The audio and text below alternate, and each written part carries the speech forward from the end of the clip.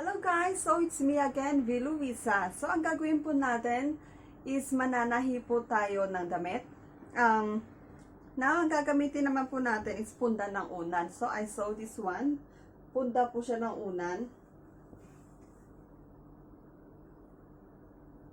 Yan. Mananahi naman po tayo ng dress ng bata gamit ang punda ng unan. So, hopefully, maging okay siya at okay ang kalalabasan. So, this is my second time na mananahi po tayo. Mananahi po tayo ng damit using my new sewing machine, which is my husband bought for me. Yan. So, hopefully, okay ang kalabasan.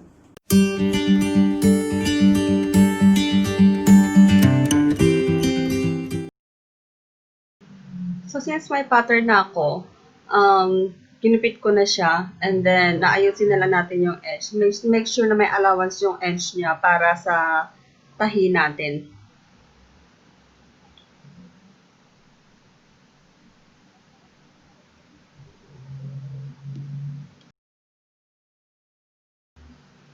Saka nga pala guys, ingat po tayo sa pagkugunting para make sure na hindi natin magunting yung mga kamay natin.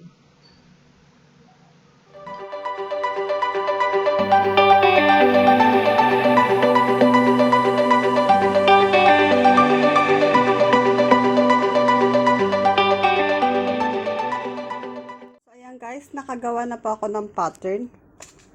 So, bali ito yung magiging likod at saka ito naman yung magiging front. So, ang gagawin natin, put it together. And then, lalagyan po natin ng pin sa bawat gilid.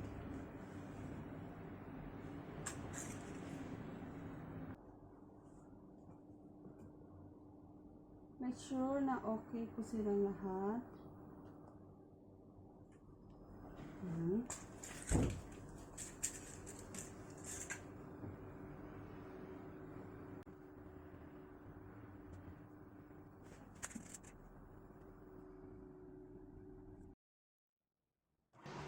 And then after that, tatahiin na po natin. And then make sure na naka-backstitch lahat para hindi siya na matatanggal kaagad. Tsaka mag-ingat din po tayo para hindi matahi yung kamay natin.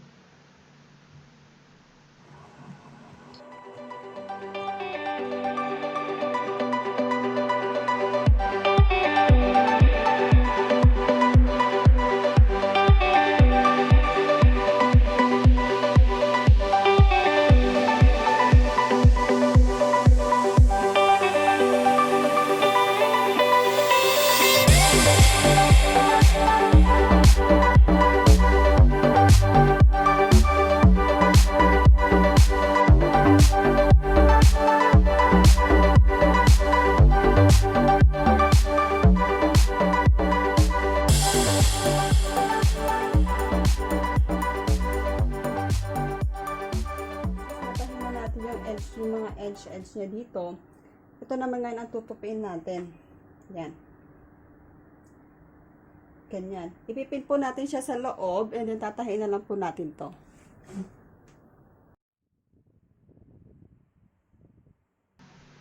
So, ayan na. Tapos na nga yung natahi na nga natin yung damit. So, ang gagawin naman natin guys is lalagyan naman natin ng design para hindi maging plain yung tatahiin natin na damit.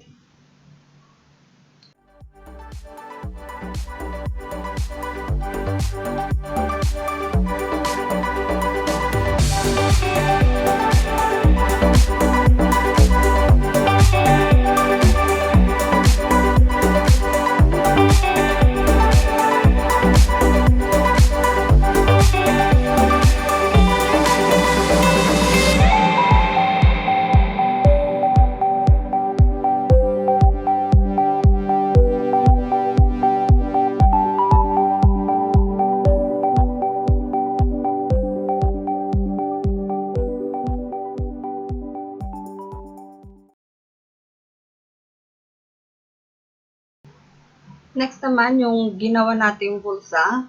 Lalagyan natin ng bulsa, lalagyan din natin ng design para para maganda naman siyang tignan. So, simple lang guys yung ginawa ko dyan kasi nilagyan ko lang ng, ng zigzag-zigzag yung gilid para maging, parang yun yung design niya. So, make sure guys na na hindi natin matusok yung kamay natin. Kaya, ingat-ingat din po.